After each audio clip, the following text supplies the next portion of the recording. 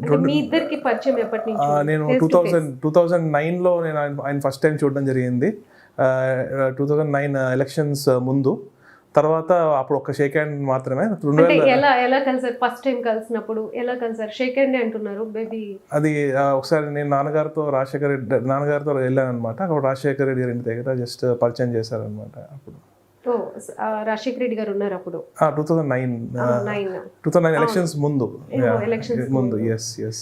అంటే అప్పుడు ఎందుకోసం వెళ్ళారు? ఎలా మీకేమనిపించింది అప్పుడు చూసినప్పుడు?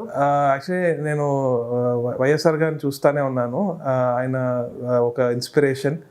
అయితే జగన్మోహన్ రెడ్డి గారిని అప్పుడు ఫస్ట్ టైం చూసినప్పుడు చాలా సింపుల్గా ఎంతో ఆప్యాయంగా పలకరించారు. చాలా అందరూ బయట ఏదేదో ఆ టైంలో రూమర్స్ స్ప్రెడ్ చేసేవాళ్ళు. ఆయన సార్ అని పిలవాలి, ఆయన కాళ్ళ మీద కాలేసుకుని కూర్చుంటారు అది ఇదని. కానీ అలా కాదు, డోర్ దగ్గర నుంచి తీసుకొచ్చి కూర్చోబెట్టి మాట్లాడి మళ్ళీ తీసుకెళ్ళి బయటికి వెళ్ళేదాకా ఆయన దగ్గర ఉండి చాలా ప్రేమగా ఆప్యాయంగా చూస్తారు. అసలు అది చూసిన తర్వాత చాలా ఆనందం అనిపించింది. అలా ఆయన అప్పటి నుంచి ఇన్స్పిరేషన్ అనమాట. ఓకే, రాజశేఖర్ రెడ్డి గారు కూడా మీ ఫాదర్ రాజశేఖర్ రెడ్డి గారు చాలా క్లోజ్. సో మీరు ఆయన్ని కూడా చిన్నతనం నుంచి చూసుంటారు. మీకు ఎలా అనిపించేది? కొన్ని ఏదైనా గుర్తున్న సంఘటనలు ఆయనతో మీరు కలిసినప్పుడు? నేను ఎప్పుడు టీవీలో చూడడమే, కానీ 2009 ఎలక్షన్స్ ముందే ఆయన ఫస్ట్ టైం నేను రాజశేఖర్ రెడ్డి గారిని లైవ్ లో చూడడము. అప్పుడే నేను I was 18 years అప్పుడు. సో అప్పుడే నేను ఆయన చూడడము అదంతా అట్లా. సో దానివల్ల కానీ బ్యాక్ ఎండ్లో నేను నాన్నగారు సపోర్ట్ చేయడము, సో అట్లా ముందుకు వెళ్ళేవాళ్ళు అనమాట.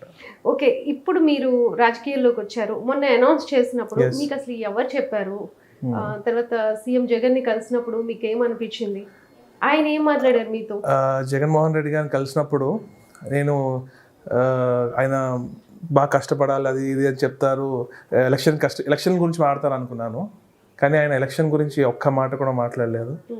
పాలిటిక్స్లో క్యారెక్టర్ అనేది మోస్ట్ ఇంపార్టెంట్. అదొక్కటి మనం జాగ్రత్తగా కాపాడుకోవాలి, ప్రజాసేవ చేసుకుంటూ ముందుకెళ్ళిపోవడమే. That's it's not hard, but మన క్యారెక్టర్ ఇస్ మెయిన్ అని చెప్పడం జరిగింది. సో ఆ వర్డ్స్ ఇంకా నేను చాలా డీప్గా తీసుకున్నాను. సో ఆయన నాకు ఈ బాధ్యతల్ని నేను కష్టపడి పార్టీకి, జగన్మోహన్ రెడ్డి గారికి మంచి పేరు వచ్చేలాగా నేను కష్టపడి ముందుకెళ్దామని డిసైడ్ అయ్యాను. క్యారెక్టర్ గురించి వచ్చింది కాబట్టి ఒక క్వశ్చన్ అడుగుతున్నాను. జగన్ ని అందరూ సైకో జగన్ అనో లేకపోతే ఇంకొక ఫ్యాక్షనిస్ట్ జగన్ ఇలా ఆయనకి చాలా పేర్లు పెట్టేశారు. సో మీకు ఇలాంటి వర్డ్స్ చెప్పినప్పుడు, అలాంటి వింటున్నప్పుడు ఏమనిపిస్తుంది? అపోజిషన్ వారు ఎన్నో మాట్లాడుతూ ఉంటారు, కానీ ఏ రోజైనా జగన్మోహన్ రెడ్డి గారు యువతని రెచ్చగొట్టడం జరిగిందా? లేదు. ఏ రోజైనా ఆయన ఎప్పుడు రెచ్చగొట్టే మాటలు మాట్లాడలేదు. కానీ ఇప్పుడు పొలిటీషియన్స్ చూస్తుంటే యూత్ని రెచ్చగొట్టి వాళ్ళ పబ్బం గడుపుకుంటున్నారు. అది పాలిటిక్స్లో చాలా డేంజర్. ఇప్పుడు జగన్మోహన్ రెడ్డి గారు మాత్రం అధికారంలో ఉన్నా కూడా ఆయన ఒదిగే ఉన్నారు. ఏ రోజు ఎవరి మీదకి ఊసిగొలపలేదు. సో దీన్ని బట్టి మీరు అర్థం చేసుకోవచ్చు, ఆయన గురించి బురద జల్లడం తప్ప నిజమనే వాస్తవాలు మాత్రం వేరు.